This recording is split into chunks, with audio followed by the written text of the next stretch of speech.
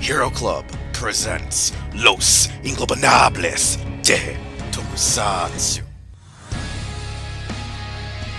Hello there, we are Los Ingobernables de Tokusatsu. I am your host, Wheelchair21, and tonight I'll be joined by my co-host and technically other co-creator, co-founder, since he was originally supposed to be our third man, but he came on as our fourth man. It is Soundout 12.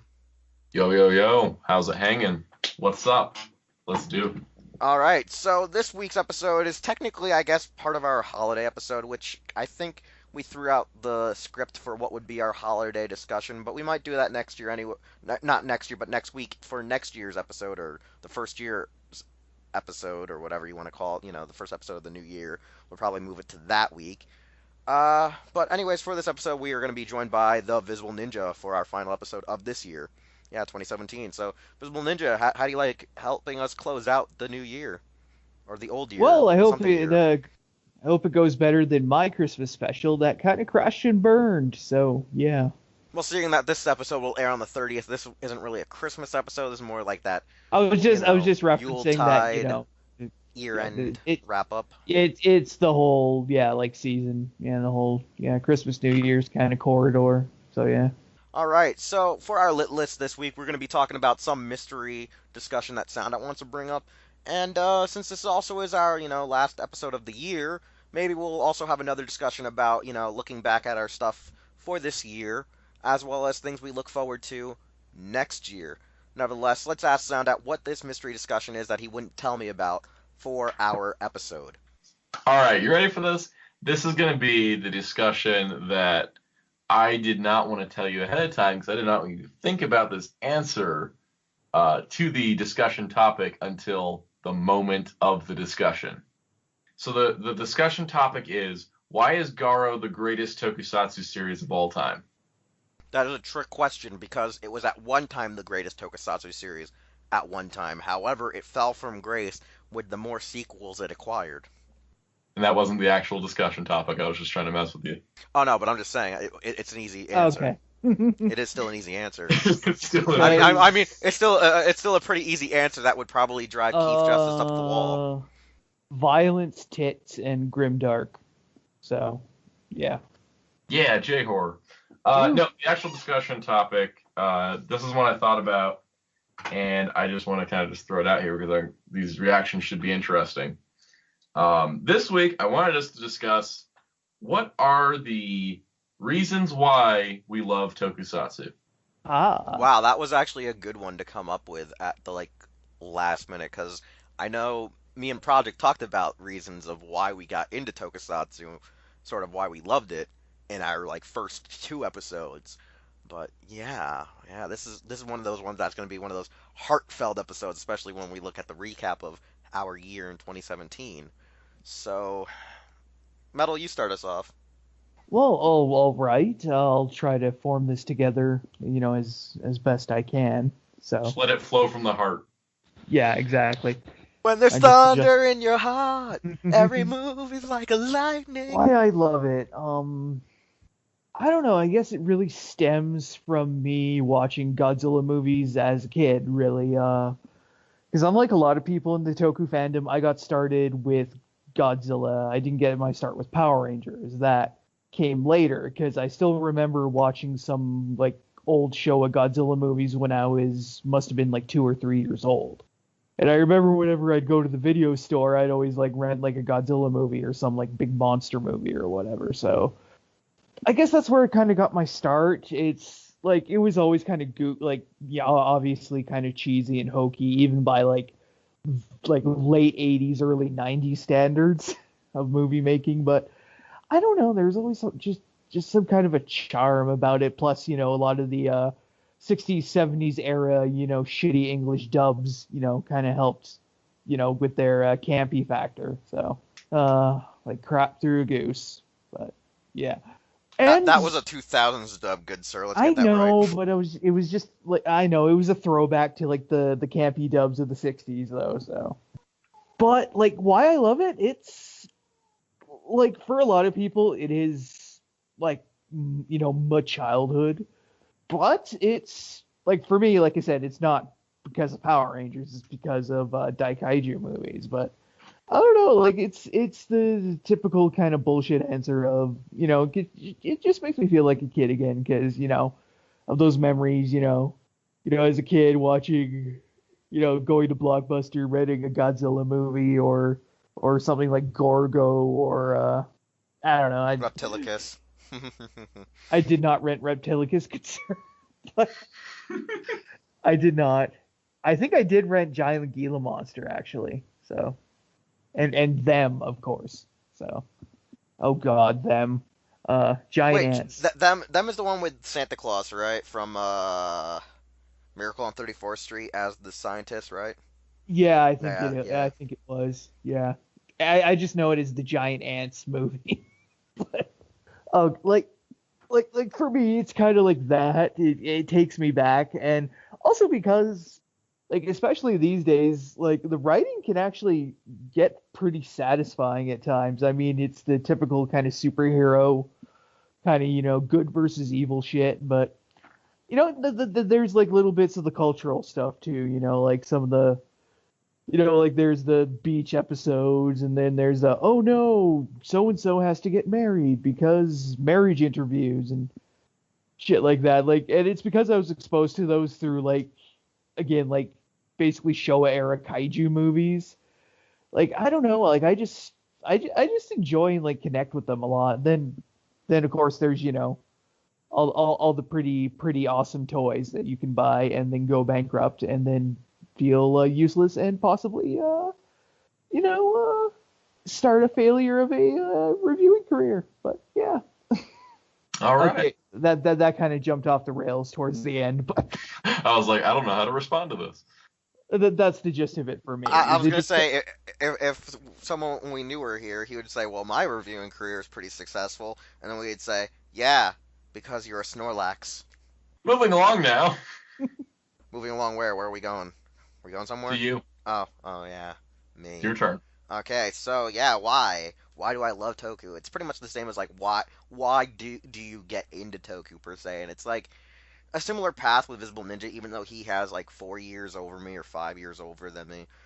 He grew up, in the late 80s, early 90s, where we didn't have Power Rangers at the time, and so he saw kaiju movies. Whereas for me, I was born, 92, and you have Power Rangers on while you're growing up. But thing is, like, when you have like for me, I have like a weird memory where I remember stuff in and out of my childhood between like ages 2 through 4, and like I remember like alongside Power Rangers before like a lot of the stuff was either syndicated or when it'd be like those months or those weeks in the years where they'd be like, oh, it's summertime, so we're gonna do like a Godzilla marathon like the first week of school's out, or it's October, so we're gonna play, Universal monster movies, old classic horror alongside Dai Kaiju films. But like when it wasn't those years, like I remember my dad originally telling me like stuff about Godzilla and King Kong movies as like not like not like bedtime stories, but like he would just tell me like about the movie like he grew up with as like ways to like I guess interact with me as a kid. You know what I'm saying? Like when you like your parents just tell you stuff with things they've seen, things they've done. And he would show me like his old issues of Monster magazine.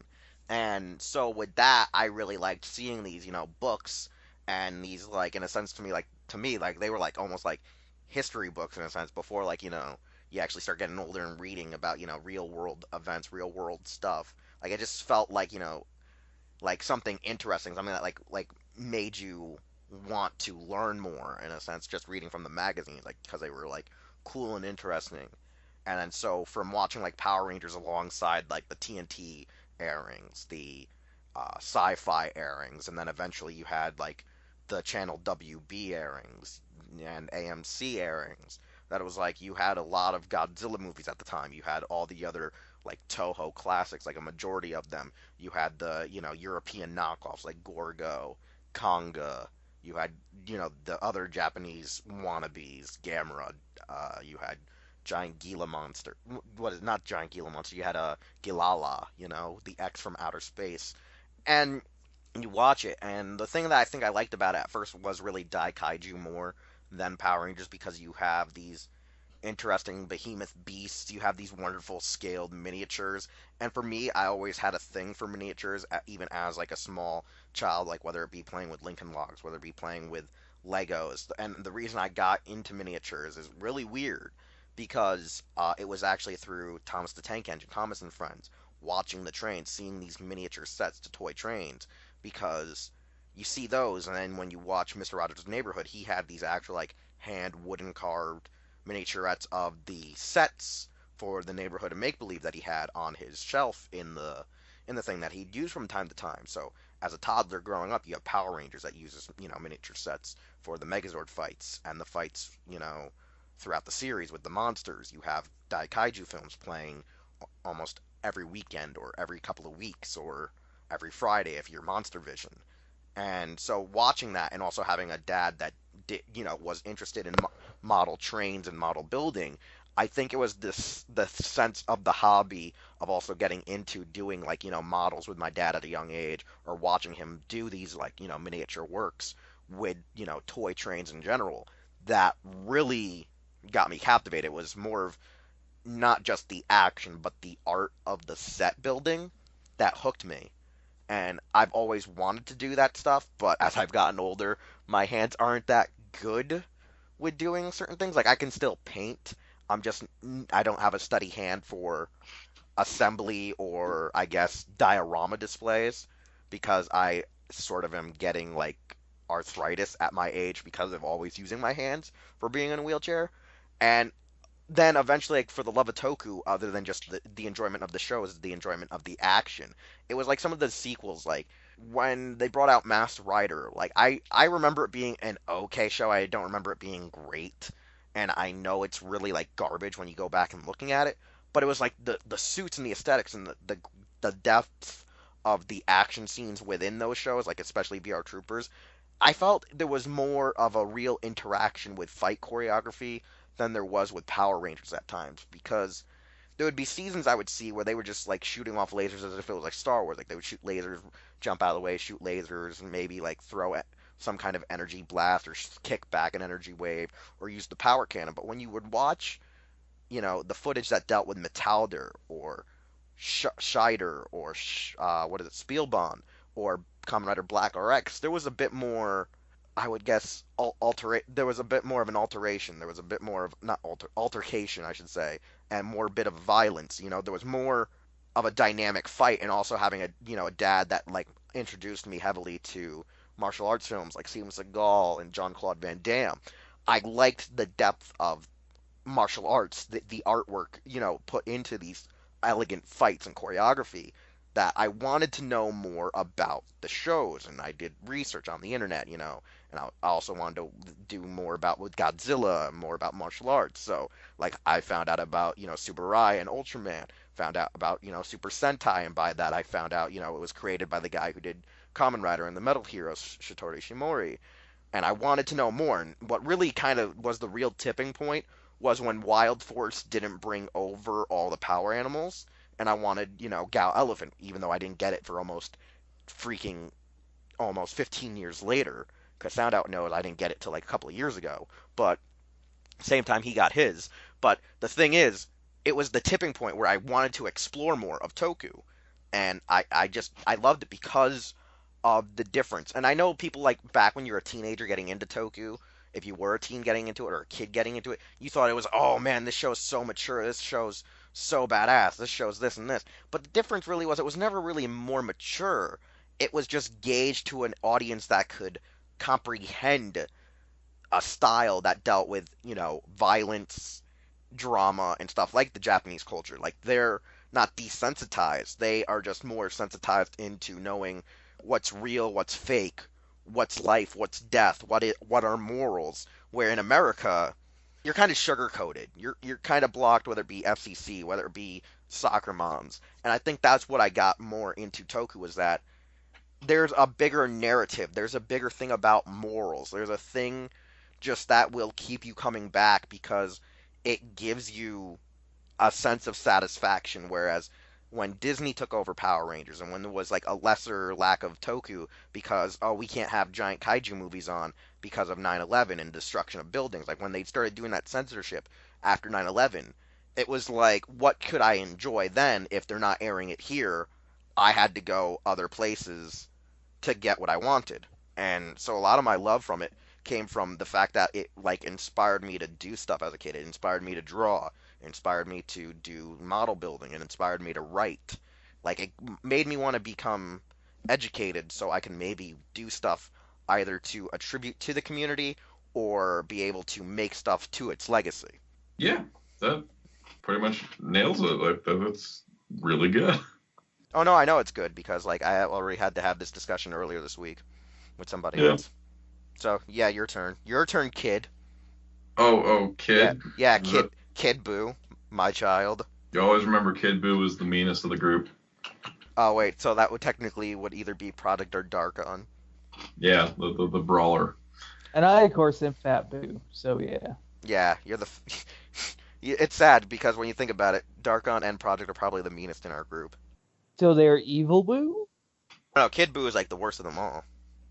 Yeah, So I'm like Super Boo. yeah, sound out Super Boo. I'm probably more of the evil Boo. I mean, I'm also super tall, so that kind of works out too. Yeah, I know.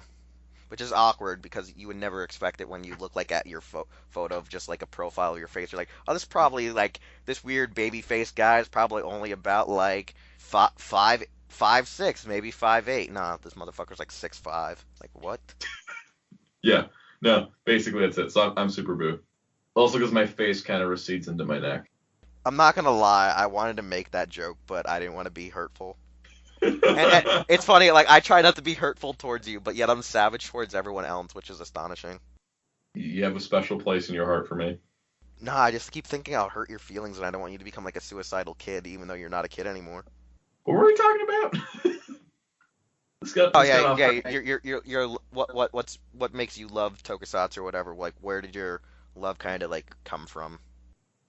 My love for Tokusatsu is kind of a weird phase of development because I had the internet for most of like learning about Toku and was attached to the fandom. And as I was getting into Toku, I was also doing YouTube, and that was kind of interesting, I think, because it led me to trying to be like super on top of everything coming out all at once and trying to catch up to other people, basically. In which case, I never really succeeded.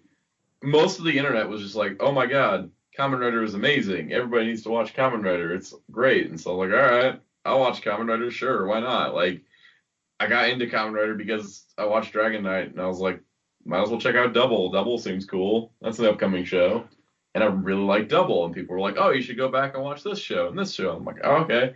And then I like gave up on half of them. I finished Den-O, I finished Kuga, and haven't really looked back since because I think that the Toku community was trying to breed me into, oh, Kamen Rider is the best Toku ever. When really I like Super Sentai more. Yeah, it's weird. People use that same bullshit on me when even like Sentai was still the supreme tokusatsu to get in. Like early 2000s, people were still trying to say Kamen Rider was the best show, and I'm like, it just came back. How is it the best show? Then I stop and I Yeah, go, wait. No, technically, if you look at Kuga and Agito, no, it was the best show. It was at that point where it was between like Blade to Den-O, where I was already where I was more skeptical, but like. Then again, I didn't start watching Kamen Rider till the area where it was really skeptical to be watching Kamen Rider was. see, that's the thing is like after like people were telling me the Heisei era is like the best, like watched like Kuga through Decade or whatever, right? And I'd seen Decade, I'd seen Den-O. I watched some of Kiva, some of Blade, some of Ryuki, some of Faiz. I was watching O's and Forze and I'm a Wizard and Gaim.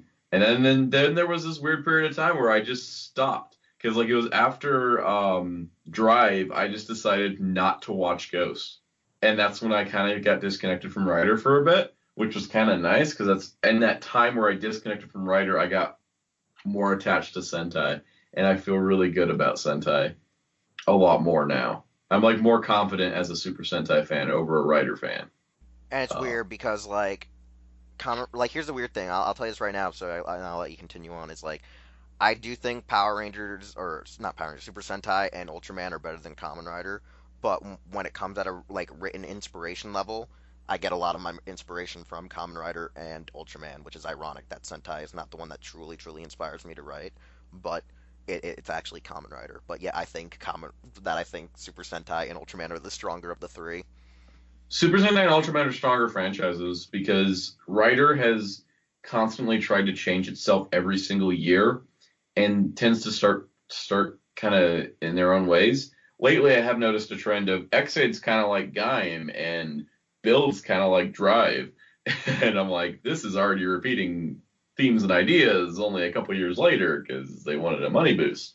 But that's the thing is like when it comes to Toku, I'm finding myself I'm still watching current shows, but any shows I'm watching beyond that, I'm watching older stuff at this point. I think that the more I've aged, the less I've gotten away from like, oh, it's the new and edgy current Heisei Rider stuff and current Sentai after Gao Ranger.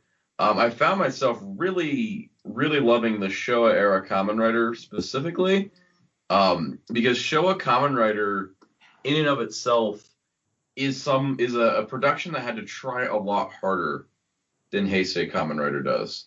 It was basically like the it's hard to explain because basically Heisei Kamen Rider tries to move things along with like overarching plots, but then end up having weaker characters because of it. And Showa Kamen Rider was all about its characters and developing its heroes and its side characters and its villains. And it wasn't about an overarching story. It was about it was basically, it's hard to say because from every Showa Kamen Rider series I've actually watched, I get this sense of The thing was, it wasn't overarching while it was trying to be arcing. basically the overarching plot was that you had Kamen Rider V3 was fighting Destron, and then you had like little mini story arcs sometimes, but it wasn't serialized. It's almost like in Die Ranger, where every like almost Senshi has like their own subplot, but it's not serialized as an arc. It's more like just thrown around in like a jumbled like kind of mess where you have to like watch specific episodes if you just want to watch like the story of Ranger coming to grips with his father, then having to deal with Jin 15 episodes later. Basically, it kind of boils down to the fact that older Toku likes to have the approach of, plots are introduced and plots happen, and then later on, plots are, they return to these plots, and they basically continue what had already begun because, they start a plot and then they pick it up several episodes later, maybe, or they never touch it again. Basically, it felt like with the older Toku series, you weren't watching a story unfold. You were watching the characters' daily lives and their daily struggles and fights against these villains. And so, All in right. that way, I connect a lot better with the Showa Kamen Riders than I do the Heisei Kamen Riders. But I got you off tangent a bit. But as you were saying, like people tried to lure you in using Heisei as the end all be all, where I said, nah, that's a lie that they've always been trying to And that's the give thing, people. people on the internet like to say like Showa sucks because it's old.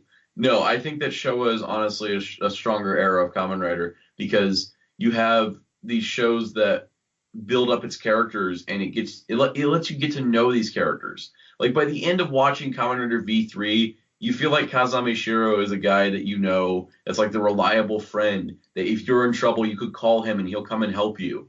Like And that Tachibana-san could be your like father or grandfather, like that mentor that you can go to.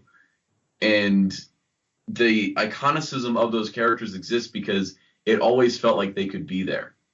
I'll just say this right now. The only issue I have with Showa and Heisei at times is like I feel like some of the issues I have with Showa is they keep a very close knit cast of characters with a revolving door of just people you'll see every different episode, like a character of focus that probably might you not see ever again. Whereas newer series are you have too much of a big cast with also the revolving door, where I feel like you might want to cut down your revolving door and cut down a little bit of like I feel like the issue with Showa sometimes is there's not enough of a main focal cast, but there's always the revolving door. Where in the modern day you have a couple of other characters, so there's overarching plots, overarching stories to create a sense of drama. This is the issue, like as we said, like with Toku Identity Crisis. I think they're trying to overcompensate for shit they don't comprehend because they're not Shitoro. So they're like, oh, since he's not here to write the story, we have to make it more drama filled with all these characters and overarching and yada yada yada with the modern age. Sometimes you don't need that. And Like the it, thing is, the Showa era is very simple too. It's, monsters introduced, writer fights monster, writer beats monster, next episode. But it's not as formulaic as Super Sentai in that way because they actually messed around with like what the monsters could be. And a lot of the early Showa stuff, the monsters are straight up serial killers that were people at one point modified to be monsters. So they're kind of twisted in the way they do things. Which is one of the reasons I think I connected with Amazons better, because Amazons took a lot of those darker concepts of the Showa era and also decided to do a more mature filmmaking style to its approach, which I think is kind of like I've gravitated towards Showa and Amazons more than I have regular Heisei.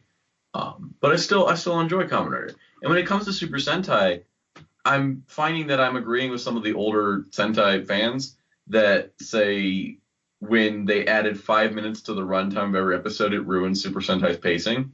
Because the more that I've been watching of older Sentai shows, from Live Man to Five Man to Car Ranger to Die Ranger, the quick like 20-minute, like less than 20 minutes with credits and episode previews is so tight and concise. They have no time to waste, and yet they still manage to develop their characters, develop their villains especially, and provide a great action piece without it running too long, without any humor that's being forced in or any humor that runs too long. I think that the 20-minute time was a challenge for the producers, the writers, the creators of these shows to make a very short episode by episode series where they're not spending too much time on any one topic and getting it to be oversaturated.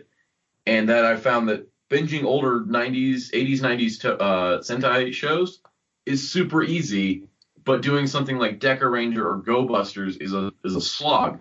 And it's that extra 5 minutes of runtime that I think they don't use effectively very often. so what do you love exactly? I'm kind of confused. I'm getting there. I'm getting there. We're building it up. You had an hour to talk, so I'm I, getting. I timed myself. I went at least freaking 9 to 10 minutes. You went 22, but the thing I is don't know. that when My it time comes, shows different than your time. I got off on a tangent because you sent me down a path. The point is, at the end of the day, what makes Toku special to me is not the plot lines or the character drama or any of that, other like little things that people obsess over, like, oh, this show has a great plot, this show has deep characters. I'm like, I don't really care about that.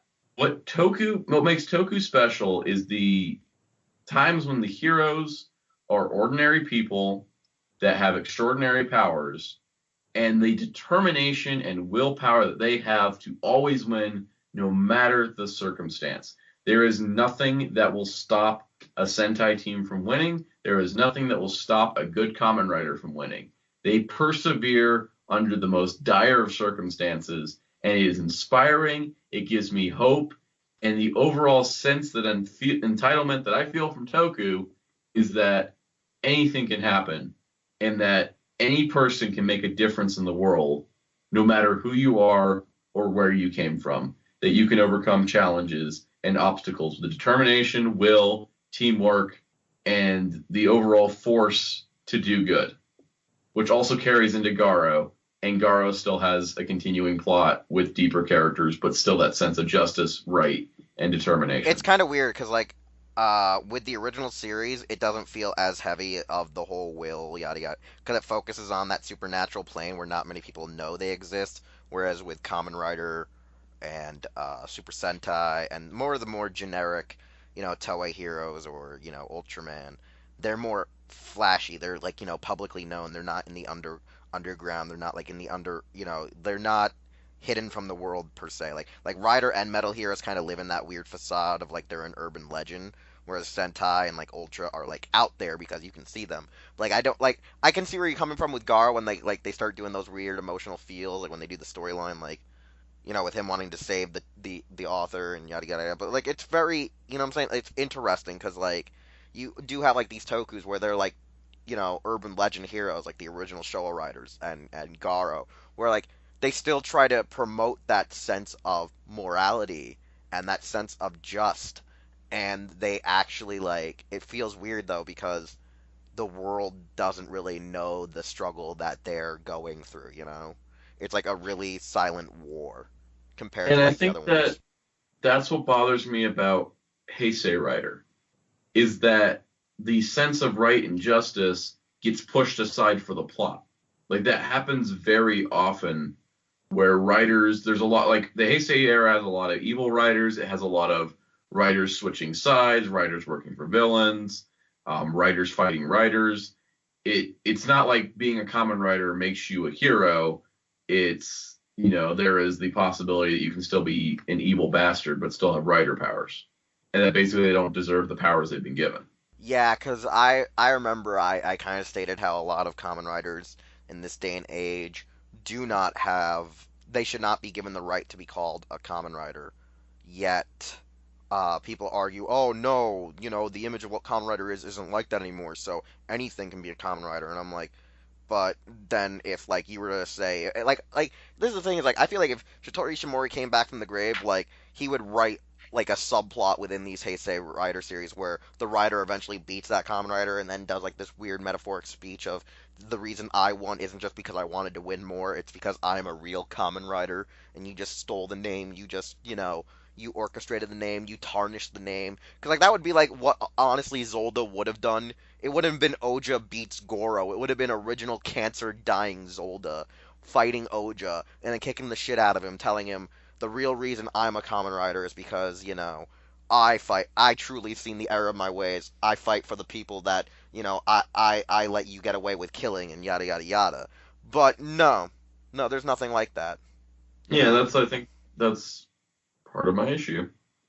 like I got a bit of into a fight with this where it's like that was one of the only few things I actually liked about Kamen Rider Double was that actual emphasis on he when he did that whole thing with Terui where Terui was like trying to be like a badass Showa rider but then he was doing a lot of shit that wasn't rider like and then half-wit Shotaro was like no this is what a real Kamen Rider is and I'm like here's the weird part. You don't even know what the fuck a Kamen Rider is because you don't exist in the same universe with other writers at this point in time. So, like, that was one thing I kind of do hate about Heisei Riders is because they're not built in an established lore when, like, there is times where, like, people like Double or a few other series say, oh, this is what a real Kamen Rider is. I'm like, I feel like you don't have the justification to do, like, one of those Shotaro Ishinomori speeches because you don't want to connect it to the established lore, so you can maybe at one day, one time, maybe in a movie,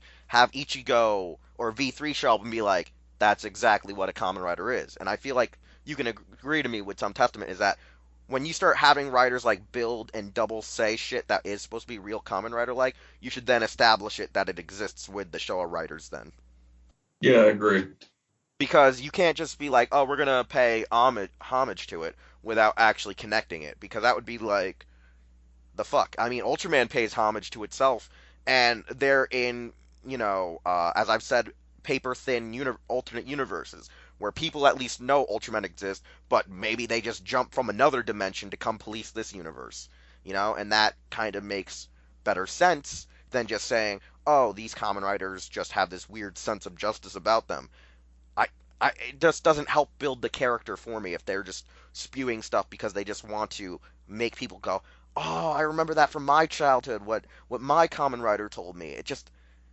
It doesn't really work at times. Like I feel like the only time they loosely got away with it was like Kuga and Agito, But then like every other time when they've tried to repeat it, it just doesn't work.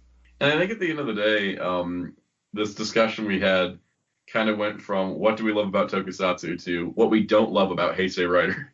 But that's always great because at the end of the day, you and me are somewhat like Joker when he was here talking about like how even though we love Tokusatsu, we just hate the current state always. Well, there was always these tangents that we always would branch off into just for the sake of damn it, this irks me because I love this about my nostalgia or what I came to like about Toku. And I Yeah, think that's the thing is like when you want to talk about what you love, it's what the product isn't giving you. Because for me, I talk to people all the time about how there's a lot of people now who like Ultraman Geed, but I don't think Ultraman Geed is a fulfilling story that, pays off to the established lore of Ultraman Zero and Belial completely. I think But it here's the just does thing: okay. if you're watching Geed as your first Ultra series, like you don't know that it's not paying off for the Zero and Belial storyline, right? Because when you have that previous connection to something, you have a reference point. If you're starting out in something, you're gonna be like, for example, I started out with Commodore Double. I know that series is incredibly flawed, but it was my first writer show, so I still love it to an extent. And at the time, I was like, wow, this is the greatest thing ever. And going back in my second writer show being Decade, still made me felt like Double was the best show ever. Yeah, because it's weird because like right now there's a lot of people who either have still seen a lot of the Zero material and they're still okay with it, but for some reason I watch it and I'm not getting that satisfaction as other people are. Like I'm sitting here going, there's either something wrong with the writer, or once they get the script from the writer, Koichi Sakamoto looks at the script and goes, I'm not doing this. I'm going to do this instead. And I don't know if it's him changing the script or it's the script given to him is garbage. Yeah, basically. And I tell people all the time because for me, I think in a sense like Geed has done better stuff than Orb did by not using as much filler, but I feel like nothing has really happened, even though it's leading all to like it's like, oh, this happened, this happened, this happened, but it feels like it needed, like some episodes needed more time to those stories than just resolving them to go to the next arc, go to the next arc, go to the next arc to the payoff. It's like one of those ones where, oh, we just spent 2 episodes on an arc we could have spent 3 episodes on. Oh, totally. Yeah, that's like It's like at the end thing of the that's day hard when to say. it's like at the end of the day I feel like Ultraman Geed was a series that they wrote for like 40 episodes or 30 episodes, but they're like, well, we don't have the budget to do a full 30 episode series, or we don't have a budget to split it into 2 seasons of 25 episodes. So we're just gonna cut it down into this and be like, here you go, because this is why I started feeling like the show isn't completely correct. Is when I told Darkon, watch the credits. There's deleted scenes in the credits. Yeah, and the thing is, like, it's fine for a Toku show to be shorter. Like, Garo's been able to work the 25 episode run for a while. But I think that if, it's not good. It's never good when a show is planned to run more episodes than it's given, because that always makes for a disjointed and inconsistent series. And at the end of the day, that's what it's going to be. It's going to be disjointed and inconsistent because the show was not written to be only 30 episodes. If it was meant to be 50 and it's cut down to 25, it's going to lose a lot of its impact, and there's going to be a lot of stuff that's kind of rushed and shoved in. Yeah, because it's very weird for me, and so like I feel like it's gonna slightly pay off, but I feel like the journey to the payoff wasn't entirely like fully rewarding for those who've watched all of, say, like the Zero productions. Like for me, like some people agree, some people disagree. It all depends on, I think, the viewer. Because I mean, I liked Orb more than I liked X, but people still say X was a better show than Orb. I've gotten people who have not watched Ultraman in a long while, but are Ultraman fans, come to me and go, "No, you're right, Wheels. Orb is a better show, whereas X is a traditional show, which it's a better traditional show to hook in people, but Orb is still the better. Like when you watch it, you know what I'm saying? It's one of those ones where, oh, when you watch it as a guy who's seen Ultra, you can tell the difference between what's good and what's bad. Whereas like a lot of people who are just getting into series, they have this weird, like, this is a weird thing I also find with fandoms is like people sometimes gravitate to the first show that brought them in, whereas I'm the one who gravitates onto the show that really, it's not the one that brought me to the table, it's the one that made me keep on going. No, I'm gonna still fuck with you, because if I was to say that the Sentai that brought me really to the table is Gal Ranger, Gal Ranger is a really good Sentai. It's not the one that really made me fall deeply in love with like Sentai. It was going back and watching Die Ranger, it was watching Jetman that made me go, this is some good shit. But for some other people, they're like, oh no, I can only like the one that got me here. And I don't understand that like first installment syndrome. I don't think I've ever And been a the first installment syndrome kind thing of is guy. like, I can appreciate the fact that Shinkenger was my first Sentai. Like, Shinkenger was my first Sentai, right? I still like Shinkenger because it was my first Sentai, but it's not like It's at least a good one that if you come in and you still say it's one of your favorites, but if you say it is your favorite, it's I'm a little skeptical, even though it's like one of my top like 10. here's the thing, like Shinkenger made me like opened me up to the world of Sentai. Gal Ranger was the series that said, yeah, it's okay to watch a Sentai show for a Power Ranger season you already seen, even if it's the same damn plot. It's a different experience, right? Yeah. But it was Live Man. Live Man was the show that made me love Super Sentai because Live Man showed me what Super Sentai could be without the Power Rangers connection. And it also had all of the elements of Sentai that I really liked, and they were all really well done. And it was the most engaging Sentai show, and I watched it in less than 3 weeks. And I don't watch shows that quickly. That's never happened, but I could not get enough of that show.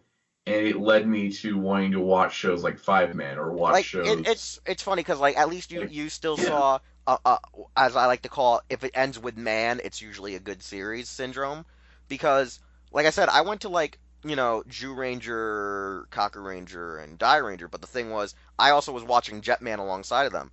And I thought Jetman was marvelous, and it's not attached really to Sentai to Power Rangers outside of the fact that it was one of the deal series that Saban wanted to do originally, like Bioman. But I think that as long as you, at least when you get into Sentai, you watch at least a series that wasn't adapted into Power Rangers, and I'm not saying go watch Bokenger or Tokiyuger, I mean like the pre-Jew Ranger stuff. You should like have a good understanding of what Sentai is from that, and you'll have a good, respect for it. And I think if you also watch it alongside some of your more favorite seasons growing up, like me, I really like the original. Not really MMPR is my favorite, but I like the entirety really of the Zordon era or Time Force. So I said I searched out their Sentai counterparts, and I was trying to watch whatever I could of those shows. And I think like your love comes from what you either have nostalgia for or what is the stuff that are you more fondly of. Because like Kamen Rider, I sought out Black RX, but when I understood that it was a sequel, I was like, well, what's the point of me going into the sequel without watching the source material? And like, even though I know RX is technically the weaker of the two, I still enjoy RX in general because it is one of the only Kamen Riders to actually be given a sequel series. No Kamen Rider has ever been given a true sequel in that sense, where it's like, oh hey, we're gonna make another 50 something episode series, and it's gonna be dedicated to this. Now I know people say, oh, that was the bad idea, but in my mind, that means it had to have been fucking awesome to be rewarded a sequel. That's like yeah. saying we're gonna make more Space Sheriff series. So we went from Gavin, like even though it's not the same sheriff, but it's Gavin Char von Scheider or B Fighter, Juko B Fighter Kabuto. They had to be in a sense, questionably popular enough to guarantee that that subgenre of the metal heroes were going to continue. Like And that's the thing too, is like when you think about Black and RX, it's one of the very few times in Toku where the cast doesn't completely change. Like the lead character is still the lead character in the sequel series. yeah, and that's why for me Because you look at I like it. Amazon's even. Amazon's is like a continuation. The Amazon season two is a continuation and still features all the season one characters, but they kind of don't have the same role. Like instead of Amazon Omega being like the main writer of season two, it was really Amazon Neo with Amazon Omega taking the Amazon Alpha role the first season. Until they decided to BLC Destiny on us. Yeah, and they're like, hey, we're doing a movie. All right, let's do a movie. Believe in Amazon.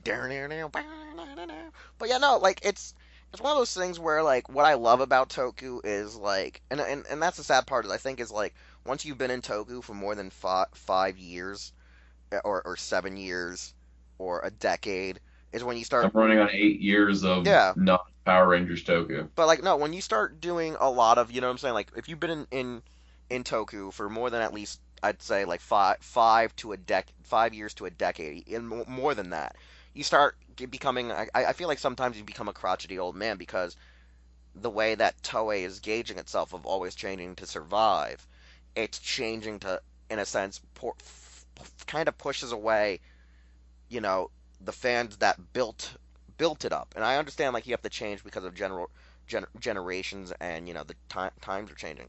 But I feel like if you start losing yourself with your productions, you're not gonna survive because there are times where I watch, like I said, a lot of the Sentais from Hurricaneger to now. I've been like 50-50 on some of the shows. Like I'd be okay with this, like say I was okay with Bokenger. I wasn't entirely okay with Geki Ranger, but then I liked Goanger. Then I liked Shinkenger. Then I was originally against Goseiger, but then I'm now indifferent to Goseiger.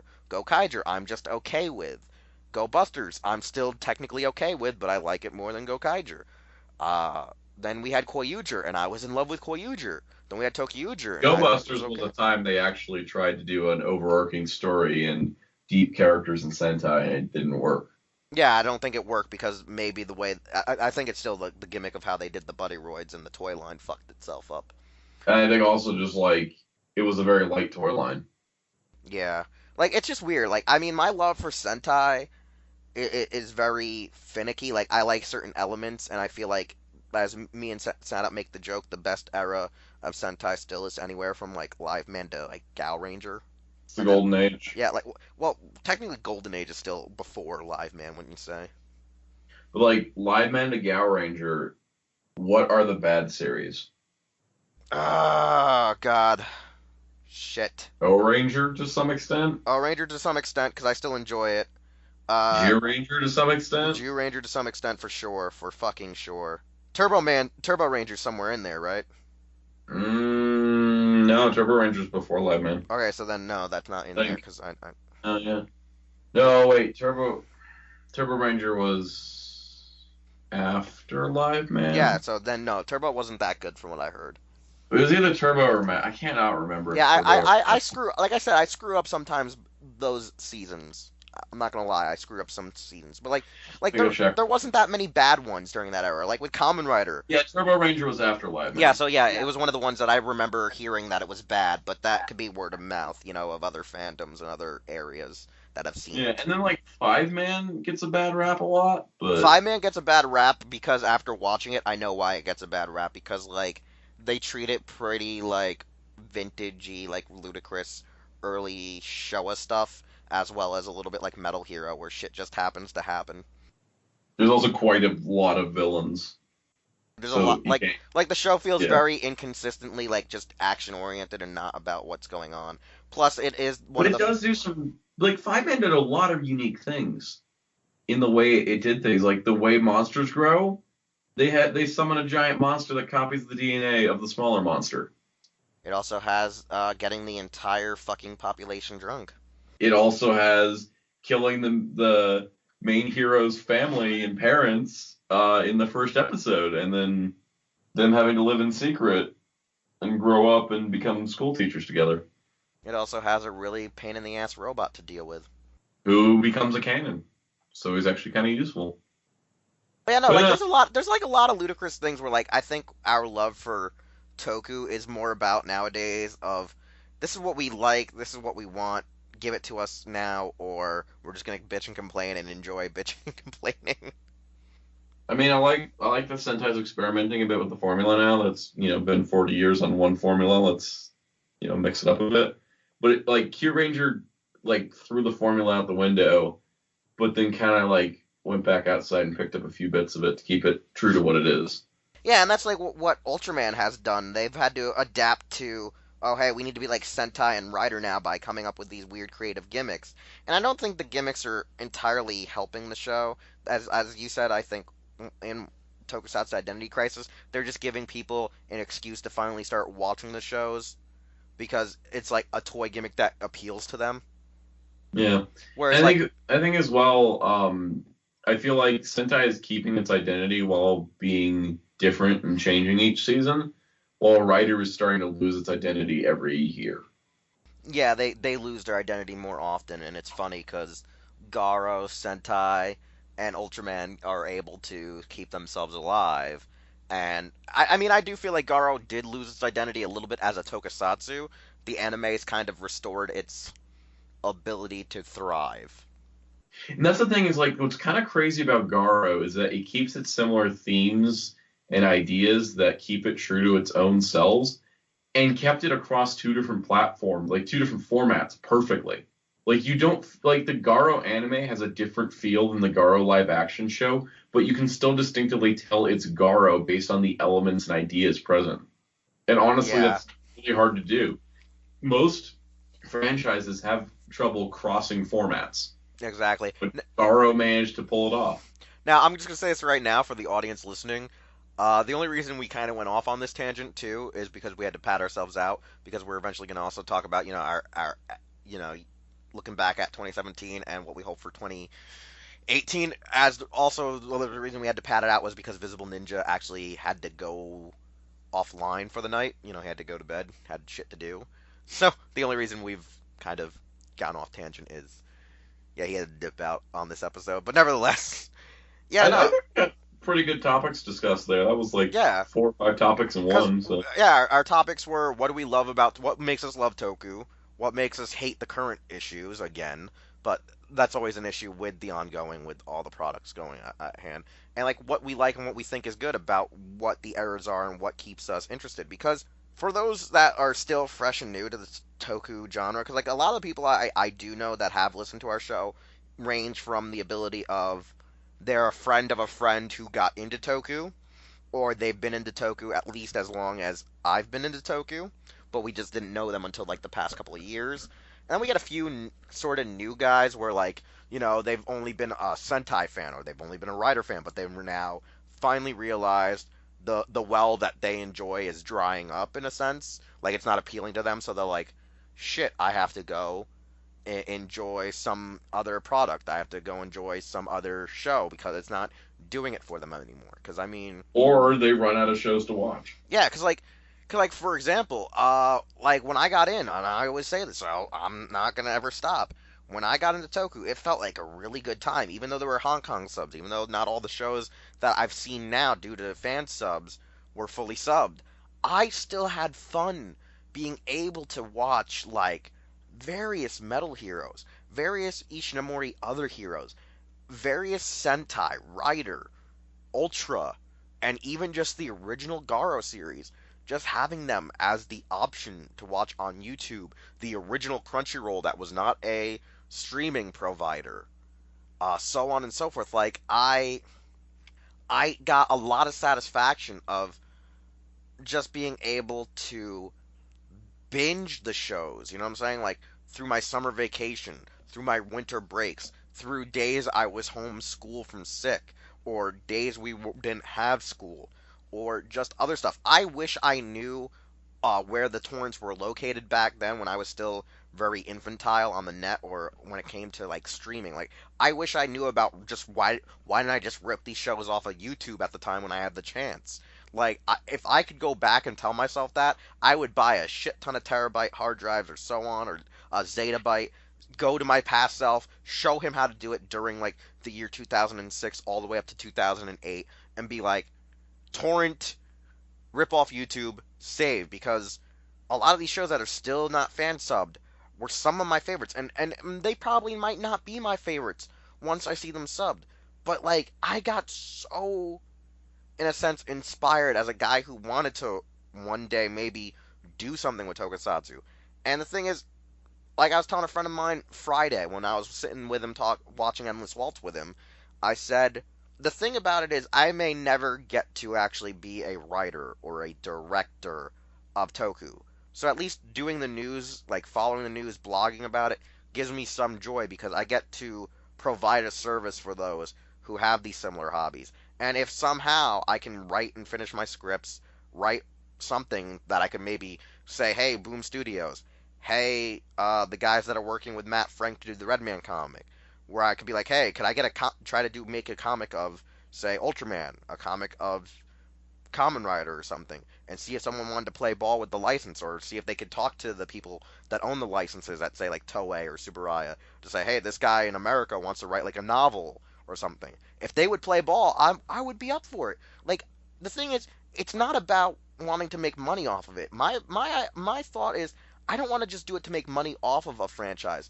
I want to do it to contribute to make sure it lasts longer than it should. Like it's one of those things where it's like I have no intent of like really wanting to make a fortune off of being like, that guy known for making great, like, say, Ultraman comics or something, or child friendly or family friendly novels. I just want to be as known as the guy is like, hey, he's the guy that helped make it popular. I like even if I made money off of it, I want to be not known as, hey, he made X amount of money doing this. I want to be known as having spread the word of Toku rather than being said, oh, he just did it for the profit. No, I'm like, profit's like my second thing. The first thing I want is no, the first thing is contributing to my franchise. Two is making it like giving it, more depth, more life, more longevity. That's what I want compared to what other people may think. Like profit is like the second or third tier thing. It's like contribute, get people interested, longevity, money. Like it's like the money is like at the bottom. Some people they just want to do it just to be money, make money and be famous. I'm like, I want to contribute. There's a difference here. I think Soundout's just like, damn, Wheels, that's amazing. Or he's just like, I'm asleep. That's no, I'm like honestly kind of mind blown and just kind of stunned. I'm like, wow, that's. I really have nothing else to say on the subject, to be honest. That's it. Oh, cause like why Soundout? Is it more of the weird things like I'm like the only one who seems like above and beyond just what I do with my hobbies? You're like, oh, I like doing stuff about my hobbies. Then there's just Wheels who's like, hey, I might not ever do it, but I want to try. It's like shit. There's something And I'm we like, damn, that's determination, willpower through teamwork and inner strength. That's That's Toku.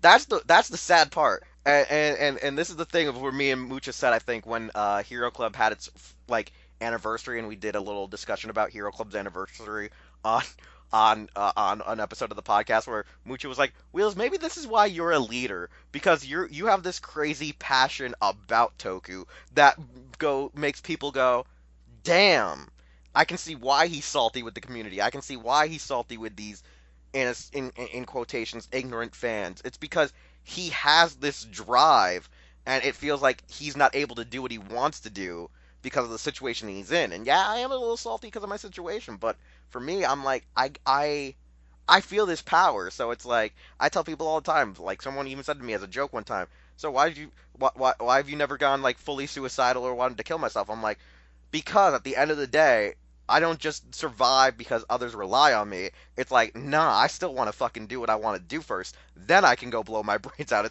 But nevertheless, let's move on to our like last two things. What do you want to look back at 2017, and what do you want to look forward to 2018? Sound out, you go, since this was my ideal discussion piece for this episode. Looking back on 2017, Yeah, looking back at 2017, and then you can say about what you're looking forward to for 2018. well, I think the Hero Club has had a good year. I honestly feel like I also feel like I found my place at Hero Club this year. That was really great, and It I was am weird. You so kept great. saying to me like you don't have a place here, and I'm sitting here like your sound out. You got a place. Shut the fuck up and go to work. I was just like, you got a place, and here you are. I don't have a place, and I'm like, shut up. Just go to I work. do now. I found my spot at Hero Club, and I found my spot in this podcast. Thanks to you, and I'm really grateful for it because it gives me. At this point in my life, I'm in a transitional period, a weekly routine of recording a podcast. It's freaking awesome. And I love discussing things on podcasts. And I could not keep it up with my own podcast. Having a podcast with one person, very tricky to do on a weekly basis. And being able to bounce ideas off people and having discussions, I think, is what makes this podcast great, is also just who we have on the discussions. That's what makes this podcast interesting to listen to. Yeah, like that's the funny thing is like when we were going through the transitional phase of coming from Joker to you, a lot of people actually were like, man, you and Joker have these great discussions even without having guests. And then like now, like I think it's because Joker isn't around to promote it through his, groups that he's in that we're not getting that many views. But one of the guys who's been still watching us from, Mucha being added, then him stepping down for you has said wow, these guys like still bring stuff to the table. You and me are still able to provide a service with this podcast of entertainment, and like we aren't doing the best numbers because Mucho is kind of a promoter himself, having run other podcasts. But like we still do good. You know what I'm saying? Like I still do it. You do it good. I think my only issue, like I tell you every week when I'm editing, is just trying to make the deadline. Our Yeah, deadlines are like probably our biggest issue with this show. and we're working on it. Trying to get better at it every week. Yeah, but you can continue on about just Hero Club yourself, whatever. Yeah, 2017. It's one of those times where it's like I'm in post college part of my life, and I'm trying to find my place in the world. And I know that no matter where else I go, I have a place at Hero Club, and that's what it's always going to be. And that's that one consistency in my life right now. And I'm glad to be able to do it, be here. And yeah, Yeah. looking forward to just expanding on everything in 2018 and seeing where we go. All right, that's all for 2018 and 2017. Nothing else. If the world goes to crap in 2018, it's time to farm Tekkaden and just wreck Yeah. it all. All right. 2017. Looking back, I'm gonna be a little like honest, a little frank, and I've said this several times in staff meetings that for Hero Club, I think we did great with expanding to getting the site to look more professional. We have this nice, wonderful, streamlined site since the launch of our 1 year anniversary. Like it looks very nice. A lot of people tell us that our new setup looks glorious. It still looks pretty beta-ish, but for a one And I year still want to tweak some things once I oh figure yeah. out how to do it. Yeah, like people say for still a 1 year anniversary, we got out of looking like a shitty blog. However, because we've upgraded, services, technical basic web protection agencies, we did lose a bit of our foothold in the world. And for those of you who don't know how websites work, when you start upgrading your browsers, when you start upgrading your mainframe security, because of certain countries and areas, they can actually be automatically flagged just by their IP addresses alone.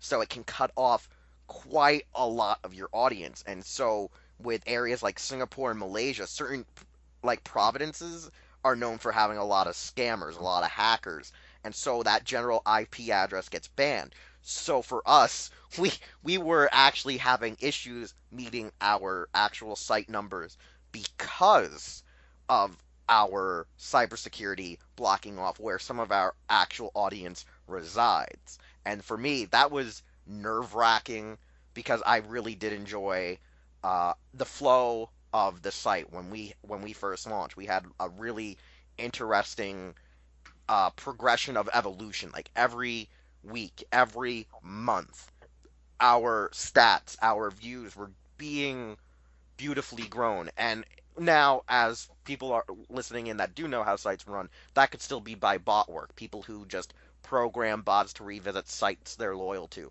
or people they just want to spam. And that could have happened too, is why our progression really happened. And so for me, it was just kind of a knock at reality, which made me like have to re-grasp a lot of things. So like there was a point I think just from what was it, June sound out when we upgraded like late June Yeah. to like I think even up to early October, I was like at a wreck. Like I was in denial for a while, trying to come to grasp of what was going on. And it wasn't until like end of October, like I kind of like was like fuck it, as long as we keep a constant of this area of hitting X numbers and X things a day, I'm fucking fine. If we ever drop below it, I'm gonna be a little bit annoyed, but whatever. We'll do what we need to do. So for me, as like editor in chief kind of guy, it was kind of like a huge fuck you. But in the long run, it was like, well, the lights are still on, Darkon's still writing, Ben's here when we need him. I'm putting out at least weekly reviews of Geed. I'm putting up the toy reviews. I'm editing the podcast. We're fine, I'm like, as long as we have, a constant of like our key three people, and then on occasion Soundout popping in, or Jerry and Jeff of the Geek Fighters popping in, we're good. And so for me, it's like, as long as we keep, the Geek Fighters around, as long as we have us working together, as long as we have like the digital family, the team together, nothing really is gonna fuck us. That was the thing for Hero Club where I felt miffed. Personally, for me, I think this year on YouTube, while Adpocalypse really kicked me hard in the dick at one point, where I needed the For money. me too. Yeah, like I needed the like at one point I was gonna get my money in summer, but because of Adpocalypse, I didn't get it to like the brink of fall, and it fucked me real hard. But like outside of the Adpocalypse, my stats were incredible this year. My numbers were impressive, and like looking back, because of the Godzilla Attacks New York City review, my numbers have skyrocketed in the last 4 years, and it's really helped to establish like my channel in some regards. Like I've gotten a shit ton of subs, I got a shit ton of numbers, and I was really active this year. I'm astonished. I think it's been one of my 3 or 4 years where I've kept probably a constant all the way from January to almost December, with maybe like almost barely a month or a little over a month like on a hiatus. Because like other years I think I've on been on hiatus for more than a month, more than 2 months. But this time I feel like I felt solid. You know what I'm saying? Like and Soundout even was like shocked. He was pretty solid, more than he thought he was, because he thought he was off his A game when we were talking earlier on the podcast. Like he was like before the podcast, he was like, "Yeah, I'm pretty sure I had like 5 weeks off or something." But then it was like, "Oh, hey, wow, no, I didn't until Power Rangers like dropped dead in the middle of summer," which was kind of Yeah, funny. basically from like January through like January to June, I just did several videos a week every single week, and then I think I just got burned out halfway through the year and Yeah, had a but you lack of made it seem content. like you had went on like 2 or 3 hiatuses this month, and then you were like, "Oh no, I only went on like a hiatus." Yeah, and then once I came back after like several months, I was back. Yeah, like the funniest thing is like you said you found your place, and it was funny too, because like the entire time we at the site kind of knew what your place should be, and like you were like just like not accepting what your place was. Like you were like getting it really annoying. Like, and this was even before we fully established the site, which is kind of funny because like you were just an unhappy motherfucker. Like I kept telling Dark on days, like, and this is for people who can hear this shit. I'm letting people hear this shit because this was funny. There would be days where like how me, Darkon, and Soundout's friendship and relationship have been. It was like really rocky, where Darkon was getting really hit in the dick with real life shit. So I was like, Darkon, can you go to like somebody else? And then I was like, Soundout, can you pick up my scraps as being like Darkon's brick wall to like vent to? And he's like, yeah, I can do that. So like there was a point where like Darkon went to Soundout, but then like me and Soundout would be talking, but then Soundout didn't want to deal with Darkon shit. Then, then he wanted to bounce it off of me, but then he didn't want to deal with me bouncing back and explaining what he might need to do. And it was just like this really vapid and vicious like discussion where it would be like this weird stalemate of a triangle of we were just trying to patch up each other's chinks in the armor, and it was just getting hysterical because there would be We like all had problems and we were all trying to fix each other, but no one wanted to be fixed. yeah, and it was funny too because like I think my favorite one was Dargon needed to get help from Soundout. Soundout didn't want to deal with him. Soundout wanted help. He come to me, and I was like, eh. But then I just want to talk casually to Soundout, and he'd be like, fuck off, and I'd be like, here we go.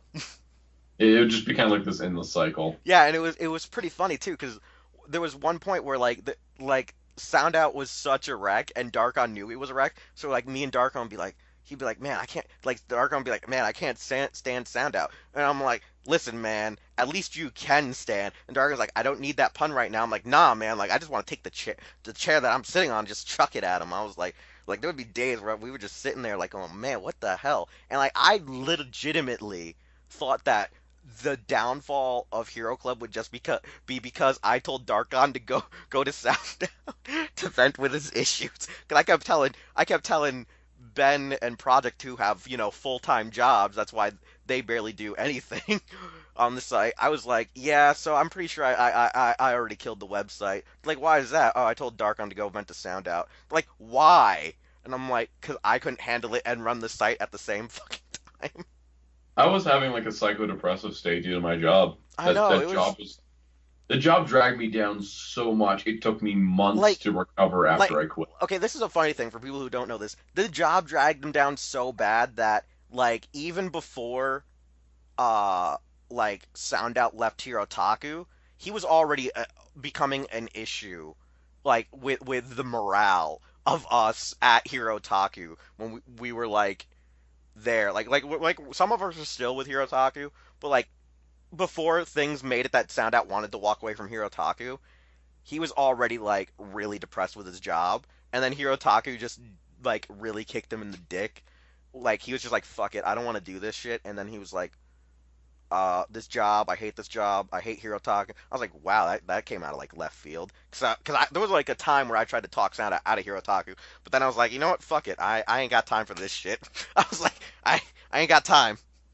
But that's a true story. There was like a time where he was like, before he even chose to leave Hirotaku, he was just like, that job pissed him off, and I know for a fact it was just bad.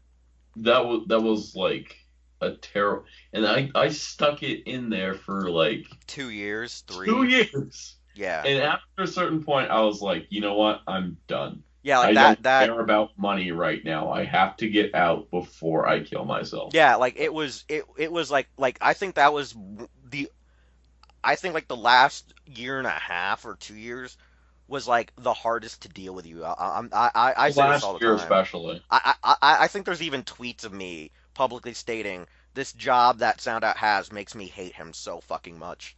Because here was the problem is that that job was the most stressful thing that I've ever encountered. And then I'd come home and be just completely like, I don't want to do anything. Yeah, like And then you this message job. me and be like, oh, hey, could you do this article for, and I just be like, no, no. This was a funnier thing. This job was so bad, Soundout didn't want to even like talk to like more than two people at a time. He was like, I don't want to even do a Skype call with any one of you. And it was I like just could not handle he talking to more than one person. yeah, he could not like get in a Skype call with say me and Projekt. He could not get into a Skype call with the entire I just crew. did not have the mental power for it. Yeah, which is funny too because like when you think about how our crew was originally founded upon, it was just me, Darkon. Then it was just me, Darkon, and Projekt. Then it was me, Darkon, Projekt, Metal. Then it was Soundout, and then it was technically Oga and Ben. And there's people, there are names I'm leaving out, but there are other people that were in between. But more fundamentally, our Skype call started ironically with me and Darkon, which still, when you think about it, Darkon's been there longer than all of you.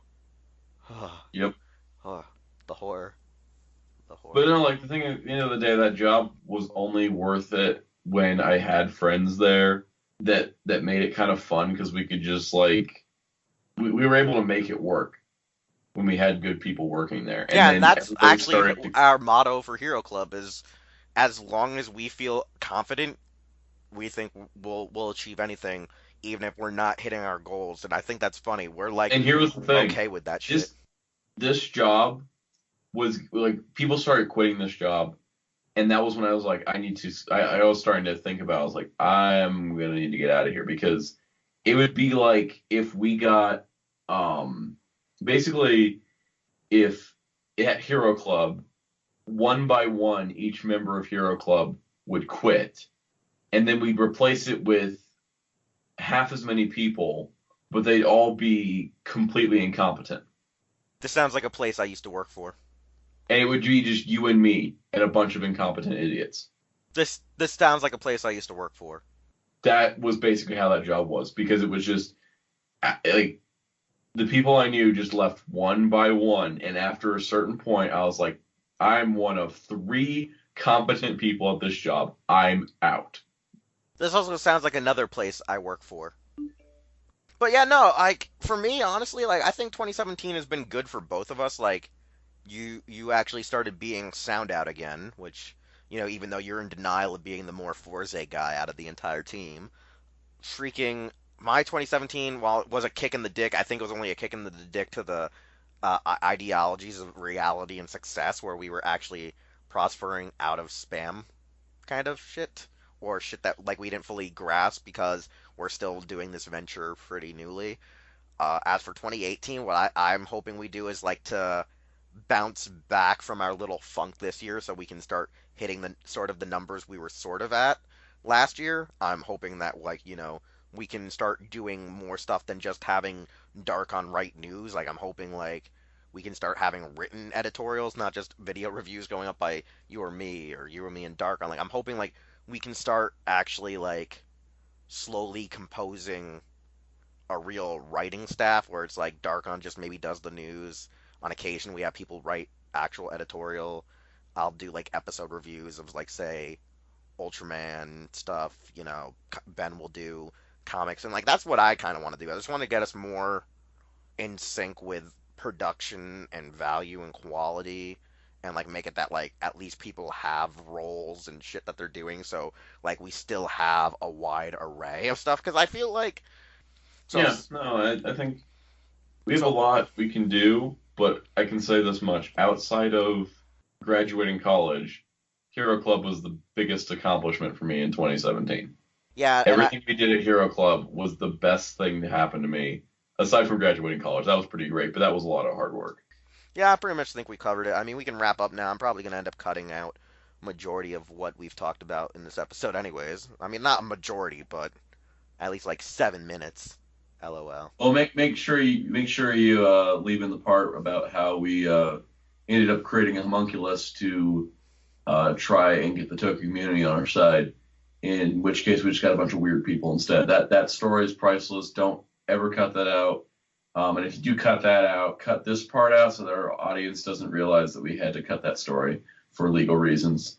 It's very, very important. All right. Anyways, I am Wheelchair 20 freaking 1, also joined by Soundout 12 and the Visible Ninja as our guest for this episode, who has left because it's past his bedtime up in He Canada. ninja out. Yeah, He just he kind of just shoo shoo no Sanjo. shoo to ninja-chan. Yeah, so he dipped on out, went to bed, and we wrapped up this show pretty nicely. It's nice and in a little package for you all, since this wraps up, 2017, our Christmas, Nobody our New died this Year's. week. Yeah, technically nobody died this week. My net didn't crash like it did last week, but good times. We'll look at stuff next week for New Year's, and I'm pretty sure me and Santa are gonna talk about that crazy idea we originally planned that was supposed to be for this week's episode. But you know what? You'll get to know more about that plan next time. Copyrights pending. Yeah, copyrights pending on episode 37. Dun dun dun. Hey, it's Wheelchair 21, and thanks again for listening to an all-new episode of Los Ingobernables de Tokusatsu. If you want to hear more content or see more content from the Hero Club YouTube channel, we're going to need you to subscribe, like, comment with some feedback, and share this channel with a friend. We also would like you to check out our website, hero-club.com, and follow us on various social media outlets just by looking up Hero Club for Life, as well as the stores you see are where we shop. Anyways, thanks again, and we'll see you all next time.